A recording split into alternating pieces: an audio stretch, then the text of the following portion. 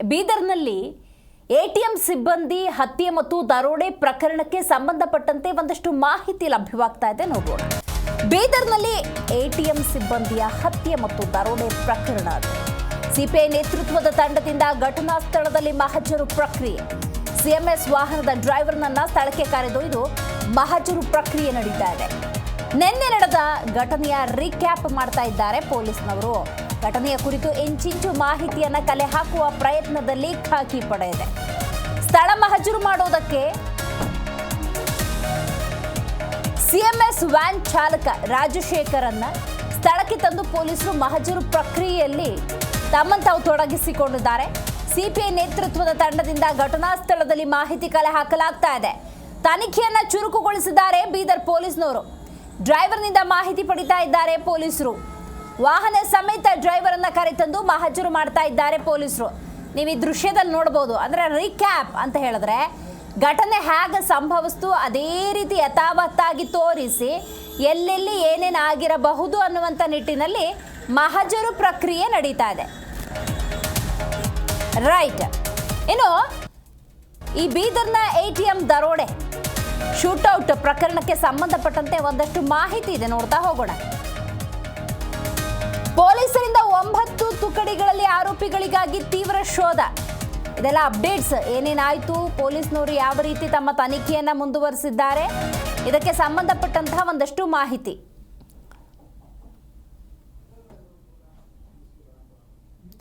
ಬೀದರ್ನಲ್ಲಿ ಎಟಿಎಂ ಸಿಬ್ಬಂದಿ ಹತ್ಯೆ ಮತ್ತು ದರೋಡೆ ಪ್ರಕರಣಕ್ಕೆ ಸಂಬಂಧಪಟ್ಟಂತೆ ಕ್ರೈಮ್ ವಿಭಾಗದ ಎಡಿಜಿಪಿ ಹರಿಶೇಖರ್ ಮಹತ್ವದ ಸಭೆ ನಡೆಸಿದ್ದಾರೆ. ಪೊಲೀಸರಿಂದ 9 ತುಕಡಿಗಳಲ್ಲಿ ಆರೋಪಿಗಳಿಗಾಗಿ ತೀವ್ರ ಶೋಧ ಮುಂದುವರೆದಿದೆ. ಛತ್ತೀಸ್ಗಢದ ರಾಯಪುರ ಮೂಲದ ಆರೋಪಿಗಳು ಅನ್ನುವಂತಹ ಶಂಕೆ ಕೂಡ ವ್ಯಕ್ತವಾಗಿದೆ. ಸಿಕ್ಕ ಒಬ್ಬ ಆರೋಪಿಯ ಮಾಹಿತಿಯನ್ನ ಸದ್ಯ ಪೊಲೀಸ್ನವರು ರಿವೀಲ್ ಮಾಡಿಲ್ಲ. ಯಾಕಂದ್ರೆ ಸಣ್ಣ ಪುಟ್ಟ ಎವಿಡೆನ್ಸ್ ಸಿಕ್ಕ ಸಂದರ್ಭದಲ್ಲಿ ಅದನ್ನೇನಾದ್ರೂ ಹೊರಗೆ ಬಿಟ್ರೆ ಉಳಿದ ಆರೋಪಿಗಳು ತಪ್ಪಿಸ್ಕೊಳ್ಳುವಂತಹ ಸಾಧ್ಯತೆ ಹೆಚ್ಚಿರುತ್ತೆ. ಹಾಗಾಗಿ ಸಿಕ್ಕ ಆರೋಪಿಯ ಮಾಹಿತಿಯನ್ನ ಇನ್ನು ಪೊಲೀಸ್ನವರು ರಿವೀಲ್ ಮಾಡಿಲ್ಲ.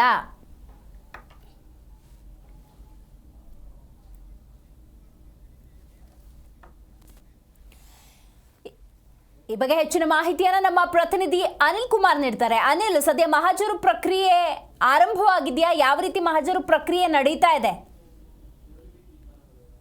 ನಿನ್ನೆ ನಡೆದಂತಹ ಕೊಲೆ ಮತ್ತು ದರೋಡೆ ಪ್ರಕರಣಕ್ಕೆ ಸಂಬಂಧಪಟ್ಟಂತೆ ಹೈದರಾಬಾದ್ ನಲ್ಲಿ ಒಬ್ಬ ಆರೋಪಿಯನ್ನ ಅರೆಸ್ಟ್ ಮಾಡಿದಂತಹ ಪೊಲೀಸರು ಆ ಆರೋಪಿಯ ಗುರುತೇನಿದೆ ಅದು ಕೂಡ ಬಹಿರಂಗ ಮಾಡ್ತಾ ಇಲ್ಲ. ಇವತ್ತು ಬೀದರ್ ನಗರದಲ್ಲಿ ಪೊಲೀಸರ ತನಿಖೆ ಚುರುಕುಗೊಂಡಿದೆ. ಸಿಎಂಎಸ್ ವಾಹನದ ಚಾಲಕ ಏನಿದ್ದಾರೆ ರಾಜಶೇಖರ್ ಅವರನ್ನ ಸ್ಥಳಕ್ಕೆ ತಂದು ಕ್ರೈಮ್ ಸೀನ್ ರಿವೀಲ್ ಮಾಡ್ತಾ ಇದ್ದಾರೆ. ಅಂದ್ರೆ ಕ್ರೈಮ್ ಸೀನ್ ಏನಿದೆ ಅದು ಮತ್ತೆ ರಿಕ್ಯಾಪ್ ಮಾಡಿ ಸ್ಟಾರ್ಟಿಂಗ್ ಎಲ್ಲಿಂದ ಬಂತು ಮತ್ತು ವ್ಯಾನ್ ಸಮೇತವಾಗಿ ಖುದ್ದಾಗಿ ಸ್ಥಳಕ್ಕೆ ಸರ್ಕಲ್ ಇನ್ಸ್ಪೆಕ್ಟರ್ ನೇತೃತ್ವದ ಅಧಿಕಾರಿಗಳ ತಂಡ ಈ ಒಂದು ತನಿಖೆಯನ್ನ ಚುರುಕುಗೊಳಿಸಿರ್ತಕ್ಕಂಥದ್ದು. ನಂಬರ್ 2, ಇವತ್ತು ಬೀದರ್ನ ಜಿಲ್ಲಾ ಪೊಲೀಸ್ ವರಿಷ್ಠಾಧಿಕಾರಿಗಳ ಸಭಾಂಗಣದಲ್ಲಿ ಎಡಿಜಿಪಿ ಕ್ರೈಮ್ ನ ಹರಿಶೇಖರನ್ ಏನಿದ್ದಾರೆ ಅವರು ಕೂಡ ಬೀದರ್ಗೆ ಆಗಮಿಸಿ ಇಲ್ಲಿ ಹಿರಿಯ ಅಧಿಕಾರಿಗಳು ಮತ್ತು ಪೊಲೀಸ್ ತುಕಡಿಗಳ ಏನ್ ಕೆಲಸ ಮಾಡ್ತಾ ಇದೆ ಅವರ ಒಂದು ಮಹತ್ವದ ಸಭೆಯನ್ನ ಮಾಡಿರ್ತಕ್ಕಂಥದ್ದು. ಈ ಸಭೆಯ ನಂತರ ಎಡಿಜಿಪಿ ಅವರು ಸ್ಥಳಕ್ಕೆ ಭೇಟಿ ನೀಡಲಿದ್ದಾರೆ. ಎಲ್ಲಿ ಘಟನೆ ಏನಾಗಿದೆ, ಈ ದುರಂತ ಏನ್ ನಡೆದಿದೆ ಆ ದುರಂತದ ಘಟನಾ ಸ್ಥಳಕ್ಕೆ ಭೇಟಿ ಕೊಡ್ತಾರೆ. ಇದೆಲ್ಲದರ ನಡುವೆ ಜಿಲ್ಲಾ ಉಸ್ತುವಾರಿ ಸಚಿವ ಮತ್ತು ಅರಣ್ಯ ಸಚಿವ ಈಶ್ವರ್ ಖಂಡ್ರೆ ಕೂಡ ಘಟನೆಯಲ್ಲಿ ಗಾಯಗೊಂಡಂತಹ ಶಿವಕುಮಾರ್ ಅವರ ಆರೋಗ್ಯವನ್ನ ಹೈದರಾಬಾದ್ನ ಕೇರ್ ಆಸ್ಪತ್ರೆಯಲ್ಲಿ ಇರುವುದು ಕೂಡ ಗೊತ್ತಾಗಿದೆ. ಸೊ ಘಟನೆಗೆ ಸಂಬಂಧಪಟ್ಟಂತ ಇಬ್ಬರು ಆರೋಪಿಗಳು, ಪ್ರಮುಖ ಆರೋಪಿಗಳೇನಿದ್ದಾರೆ ಅವರು ತಲೆಮರೆಸಿಕೊಂಡಿದ್ದಾರೆ. ನಿನ್ನೆ ಹೈದರಾಬಾದ್ ನಲ್ಲಿ ಕೈಗೆ ಸಿಕ್ಕಂತ ತುತ್ತು ಬಾಯಿಗೆ ಬರೆದಂತ ಆಗಿದೆ. ಯಾಕಂದ್ರೆ ಪೊಲೀಸರು ಅಲ್ಲಿ ಇರುವಾಗಲೇ ಅವರು ಕಣ್ಣೆದುರಿನಲ್ಲೇ ಆ ಇಬ್ಬರು ಬ್ಯಾಗ್ ಹೊತ್ತಂತಹ ಇಬ್ಬರು ಆರೋಪಿಗಳು ಅಲ್ಲಿಂದ ಪರಾರಿಯಾಗಿರ್ತಕ್ಕಂಥದ್ದು. ಆ ಇಬ್ಬರು ಆರೋಪಿಗಳ ಶೋಧಕ್ಕಾಗಿ ಪೊಲೀಸರು ತೀವ್ರ ಶೋಧ ಕಾರ್ಯನ್ನ ಆರಂಭಿಸಿದ್ದಾರೆ ಅಂತ ಹೇಳ್ಬೋದು. ಅನಿಲ್, ಈಗ ಸಿಕ್ಕ ಆರೋಪಿಯ ಬಗ್ಗೆ ಸದ್ಯ ಯಾವುದೇ ರೀತಿಯ ಇನ್ಫಾರ್ಮೇಶನ್ ಅನ್ನ ಪೊಲೀಸ್ನವರು ರಿವೀಲ್ ಮಾಡ್ತಿಲ್ಲ ಮತ್ತು ಉಳಿದ ಆರೋಪಿಗಳಿಗಾಗಿ ಶೋಧ ಯಾವ ರೀತಿ ನಡೀತಾ ಇದೆ ಮತ್ತು ಬ್ಯಾಕ್ ಗ್ರೌಂಡ್ ಏನಾದ್ರೂ ಚೆಕ್ ಮಾಡ್ಕೊಂಡಿದ್ದಾರೆ ಪೊಲೀಸ್ನವರು ಈ ಆರೋಪಿಗಳ ಕುರಿತಂತೆ? ಈ ಬಗ್ಗೆ ಏನಿದೆ ಇನ್ಫಾರ್ಮೇಶನ್?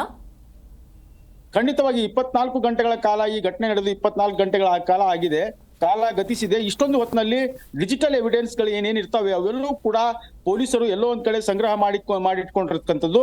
ಯಾಕಂದ್ರೆ ನಿನ್ನೆ ಅವರು ಹೈದರಾಬಾದ್ನ ರೋಷನ್ ಟ್ರಾವೆಲ್ಸ್ ಏಜೆನ್ಸಿಯಲ್ಲಿ ಬಸ್ ಬುಕ್ ಮಾಡ್ತಾರೋ ಆ ಸಂದರ್ಭದಲ್ಲಿ ಅವರು ಮೊಬೈಲ್ ನಂಬರ್ ಕೊಟ್ಟಿರುವಂತದ್ದು, ಹೆಸರು ಕೊಟ್ಟಿರುವಂತದ್ದು, ಅವೆಲ್ಲವನ್ನ ಕೂಡ ಟ್ರೇಸ್ ಮಾಡಿರ್ತಕ್ಕಂಥದ್ದು. ಛತ್ತೀಸ್ಗಢದ ರಾಯ್ಪುರ್ ಮೂಲದ ಈ ಆರೋಪಿಗಳನ್ನ ಹೆಡೆಮುಡಿ ಕಟ್ಟಲಿಕ್ಕೆ ಯಾವ ರೀತಿಯಾದಂತಹ ಕ್ರಮಗಳನ್ನ ಕೈಗೊಳ್ಳಬೇಕು ಮತ್ತು ಛತ್ತೀಸ್ಗಢಗೆ ಯಾವ್ದು ಟೀಮ್ ಕಳಿಸಬೇಕು, ಇವೆಲ್ಲದರ ಕುರಿತಾಗಿ ಸಮಗ್ರವಾದಂತಹ ಚರ್ಚೆಗಳು ನಡೆದು ಪೊಲೀಸರು ಈಗಾಗಲೇ ಬೈ ಹಿಡನ್ ಆಗಿ ಅವರು ಸಾಕಷ್ಟು ಕೆಲಸಗಳನ್ನ ಮಾಡ್ತಾ ಇರ್ತಕ್ಕಂಥದ್ದು ಮತ್ತು ಪ್ರೆಷರ್ ಕೂಡ ಜಾಸ್ತಿ ಇರುವುದರಿಂದ ಪೊಲೀಸರು ಒಂದೊಂದು ಹೆಜ್ಜೆಯನ್ನ ಬಹಳಷ್ಟು ಯಥಾವತ್ತಾಗಿ ಇಡ್ತಾ ಇದ್ದಾರೆ. ಇದರ ನಡುವೆ ಬಿಜೆಪಿಯ ಮುಖಂಡರು ಕೂಡ ಸರ್ಕಾರದ ವೈಫಲ್ಯ ಮತ್ತು ಪೊಲೀಸರ ವೈಫಲ್ಯದ ವಿರುದ್ಧ ಸಾಕಷ್ಟು ಕಾಡ್ತಾ ಇರ್ತಕ್ಕಂಥದ್ದು.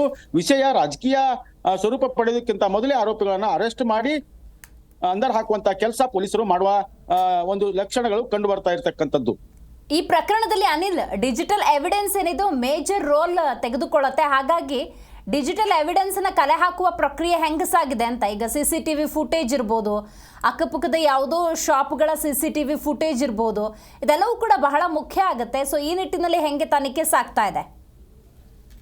ಒಂದು ದೊಡ್ಡ ಮಟ್ಟದ CCTV ಫುಟೇಜ್ಗಳು ಸಂಗ್ರಹ ಕೂಡ ಬೀದರ್ ಜಿಲ್ಲಾ ಪೊಲೀಸರು ಮಾಡಿಕೊಂಡಿರ್ತಕ್ಕಂಥದ್ದು. ಹೈದರಾಬಾದ್ ಪಟ್ಟಣದಲ್ಲಿ ಅಲ್ಲಲ್ಲಿ ಸುತ್ತಾಡಿದಂತಹ ಎವಿಡೆನ್ಸ್ಗಳು ಕೂಡ, ಡಿಜಿಟಲ್ ಎವಿಡೆನ್ಸ್ಗಳು ಕೂಡ ಅವರ ಜೊತೆ ಇಟ್ಕೊಂಡಿರ್ತಕ್ಕಂಥದ್ದು. ಮತ್ತು ಮೇನ್ ಆಗಿ ಅವರೇನು ಬುಕಿಂಗ್ ಮಾಡುವಾಗ ಮೊಬೈಲ್ ನಂಬರ್ ಏನು ನಮೂದು ಮಾಡಿದ್ರು, ಆ ಮೊಬೈಲ್ ನಂಬರ್ನ ಬ್ಯಾಕ್ ಗ್ರೌಂಡ್ ಅನ್ನ ಚೆಕ್ ಮಾಡುವಂತದ್ದು ಮತ್ತು ಅವರ CDR ಇದೆ, ಅದರಲ್ಲಿ ಯಾರ್ಯಾರು ಸಂಪರ್ಕಕ್ಕೆ ಬರ್ತಾರೆ, ಯಾರ್ಯಾರು ಇಲ್ಲ, ಅವೆಲ್ಲವೂ ಕೂಡ ಪೊಲೀಸರು ಒಂದು ಹಂತದ ತನಿಖೆಯನ್ನ ಮುಗಿಸಿದ್ದಾರೆ ಅನ್ನುವಂತ ಮಾಹಿತಿ ಬಲ್ಲ ಪೊಲೀಸ್ ಮೂಲಗಳಿಂದ ಖಚಿತ ಮಾಹಿತಿ ಸಿಕ್ಕಿರ್ತಕ್ಕಂಥದ್ದು. ಮುಂಬರುವಂತಹ ಕ್ಷಣಗಳಲ್ಲಿ ADGP ಕ್ರೈಮ್ ಏನಿದ್ದಾರೆ ಹರಿಕೃಷ್ಣನ್ ಅವರು ಕೂಡ ಬೀದರ್ನಲ್ಲಿ ಬಿಡಾರೆ ಹುಟ್ಟಿದ್ದು. ಪ್ರತಿಯೊಂದು ಘಟನೆಯ ಪ್ರತಿಯೊಂದು ತನಿಖೆಯ ಆಯಾಮವನ್ನ ಅವರು ಸೂಕ್ಷ್ಮವಾಗಿ ಗಮನಿಸ್ತಾ ಇದ್ದಾರೆ. ಬೀದರ್ ಜಿಲ್ಲಾ ಪೊಲೀಸ್ ವರಿಷ್ಠಾಧಿಕಾರಿ ಆಗಿರ್ಬೋದು, IG ಕಲಬುರಗಿ ಆಗಿರ್ಬೋದು, ಅವರೆಲ್ಲರೂ ಕೂಡ ಹಿರಿಯ ಅಧಿಕಾರಿಗಳು ಬೀದರ್ನಲ್ಲಿ ಬಿಡಾರ ಹೂಡಿದ್ದಾರೆ. ಹೀಗಾಗಿ ಪ್ರಕರಣಕ್ಕೆ ಸಂಬಂಧಪಟ್ಟಂತೆ ಯಾವುದೇ ಅಪ್ಡೇಟ್ಗಳು ಅಂದ್ರೆ ಆರೋಪಿಗಳು ಮತ್ತು ಆ ಹಣ ಕಳವಾದ ಹಣ ಅವೆರಡೂ ಸಿಗುವವರೆಗೆ ಪೊಲೀಸರು ಮಾತ್ರ ನಿದ್ದೆ ಮಾಡುವಂತಿಲ್ಲ ಅನ್ನುವಂತಹ ಸೂಚನೆ ಈಗಾಗಲೇ ಹಿರಿಯ ಪೊಲೀಸ್ ಅಧಿಕಾರಿಗಳಿಂದ ತನಿಖಾ ಮಟ್ಟದ ಅಧಿಕಾರಿಗಳವರೆಗೆ ಸೂಚನೆಗಳನ್ನ ಹೊರಡಿಸಿರ್ತಕ್ಕಂಥದ್ದು. ಎಲ್ಲದರ ನಡುವೆ ಸ್ಥಳ ಮಹಜರು ಪ್ರಕ್ರಿಯೆ ಏನಿದೆ, ರಿಕ್ಯಾಪ್ ಏನ್ ಮಾಡಲಾಗ್ತಿದೆ, ಅದೆಲ್ಲವೂ ಕೂಡ ಪೊಲೀಸರ ಒಂದು ತನಿಖೆಯ ಹಂತ ಅಂತ ಹೇಳ್ಬೋದು. ಥ್ಯಾಂಕ್ ಯು ಅನಿಲ್, ನಿಮ್ಮೆಲ್ಲ ಮಾಹಿತಿಗಾಗಿ.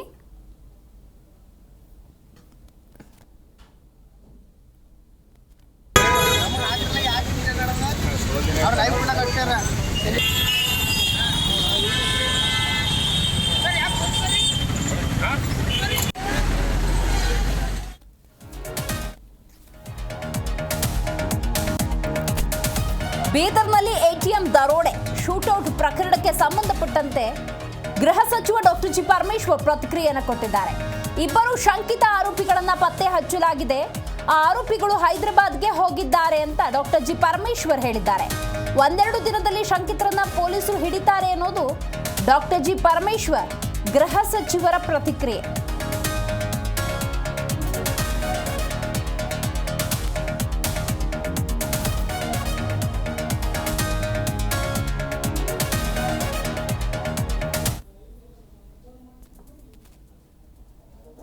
ಬೀದರ್ದು ಅವರು ಏನು ವ್ಯಕ್ತಿಗಳನ್ನು ಐಡೆಂಟಿಫೈ ಮಾಡಿದ್ದಾರೆ, ಅವರು ಈಗ ಅವ್ರನ್ನೆಲ್ಲ ಫಾಲೋಅಪ್ ಮಾಡ್ತಿದ್ದಾರೆ. ಫಾಲೋಅಪ್ ಮಾಡಿ ಅವರು ಹೈದರಾಬಾದಿಗೆ ಹೋದರು, ಮತ್ತು ಅಲ್ಲಿಂದ ಬಸ್ನಲ್ಲಿ ಹೋಗೋಕೆ ಹೊರಟಿದ್ರು. ಅವ್ರನ್ನೆಲ್ಲ ಟ್ರ್ಯಾಕ್ ಮಾಡಿ ಈಗ ಅವರಿಗೆ ಫಾಲೋಅಪ್ ಮಾಡ್ತಾ ಇದ್ದಾರೆ. ಬಹುಶಃ 1 or 2 ಡೇಸಲ್ಲಿ ಅವ್ರನ್ನ ಸೆಕ್ಯೂರ್ ಮಾಡೋಂಥ ಪ್ರಯತ್ನ ನಡೀತಾ ಇದೆ. ಐಡೆಂಟಿಫೈ ಅಂತೂ ಆಗುತ್ತೆ. ಅದು ಏನಾಗಿದೆ, ಅವರು ಫಾಲೋ ಮಾಡಿಕೊಂಡು ಅವರನ್ನು ಸುಮಾರು ದಿವಸದಿಂದ ಬಹುಶಃ ಅವರು ಫಾಲೋ ಮಾಡಿರ್ಬೋದು. ಅವರು ಹೈದರಾಬಾದ್ ಕಂಪನಿಗೆ, ಅವರು ಪ್ರೈವೇಟ್ ಕಂಪನಿಗೆ ಟ್ರಾನ್ಸ್ಪೋರ್ಟ್ ಮಾಡೋದಕ್ಕೆ, ಹಣ ಟ್ರಾನ್ಸ್ಪೋರ್ಟ್ ATMಗಳಿಗೆಲ್ಲ ಮಾಡಿ ಫಿಲ್ ಮಾಡೋದಕ್ಕೆ ಕಾಂಟ್ರಾಕ್ಟ್ ಕೊಟ್ಟಿದ್ದಾರೆ ಬ್ಯಾಂಕ್ನವರು. ಅವರು ಪ್ರತಿನಿತ್ಯ ಯಾರೊಬ್ಬರು ಆರ್ಮ್ಡ್ ಗಾರ್ಡ್ ಇರಬೇಕು ಕಾರ್ನದವರು ವೆಹಿಕಲ್ನಲ್ಲಿ, ಅವತ್ತೇ ಆರ್ಮ್ಡ್ ಗಾರ್ಡ್ ಇಲ್ಲ. ಸೊ ಅದನ್ನು ನೋಡಿಕೊಂಡಿದ್ದು ಅವರು ಮಾಡಿ ಆ ಬಾಕ್ಸನ್ನು ಹಾಗೆ ಮೋಟ್ರ್ ಬೈಕ್ ಮೇಲೆ ಬಾಕ್ಸನ್ನು ಇಟ್ಕೊಂಡು ಹೊರಟಿದ್ದಾರೆ. ಹೋಗಿ ಆಮೇಲೆ ಅದನ್ನು ಬಾಕ್ಸನ್ನು ಇದು ಮಾಡಿ ಬ್ಯಾಗ್ಗಳಿಗೆ ಕ್ಯಾಶ್ ಟ್ರಾನ್ಸ್ಫರ್ ಮಾಡಿಕೊಂಡೆಲ್ಲ ಏನೇನು ನಡೆದಿದೆ ಇದನ್ನೆಲ್ಲ ಟ್ರ್ಯಾಕ್ ಮಾಡಿದ್ದಾರೆ ನಮ್ಮವರು. ಸೊ ಈಗ ಟೀಮಿಗೆ ಹೈದರಾಬಾದಿಗೆ ಹೋಗಿದೆ, ಇಂದೋರಿಗೆ ಹೋಗಿ, ಎಲ್ಲೆಲ್ಲಿ ನಾವು ಇನ್ಫಾರ್ಮೇಷನ್ ಇದೆ ಅಲ್ಲೆಲ್ಲ ನಮ್ಮ ಟೀಮ್ ಹೋಗಿದ್ದಾವೆ. ಒಂದೆರಡು ದಿವಸದಲ್ಲಿ ಸೆಕ್ಯೂರ್ ಮಾಡುವಂಥ ಪ್ರಯತ್ನ ನಡೀತಾ ಇದೆ. ಬೀದರ್ದು ಅವರು ಏನು ವ್ಯಕ್ತಿಗಳನ್ನು ಐಡೆಂಟಿಫೈ ಮಾಡಿದ್ದಾರೆ, ಅವರು ಈಗ ಅವ್ರನ್ನೆಲ್ಲ ಫಾಲೋಅಪ್ ಮಾಡ್ತಿದ್ದಾರೆ. ಫಾಲೋಅಪ್ ಮಾಡಿ ಅವರು ಹೈದರಾಬಾದಿಗೆ ಹೋದರು, ಮತ್ತು ಅಲ್ಲಿಂದ ಬಸ್ನಲ್ಲಿ ಹೋಗೋಕೆ ಹೊರಟಿದ್ರು. ಅವ್ರನ್ನೆಲ್ಲ ಟ್ರ್ಯಾಕ್ ಮಾಡಿ ಈಗ ಅವರಿಗೆ ಫಾಲೋಅಪ್ ಮಾಡ್ತಾ ಇದ್ದಾರೆ.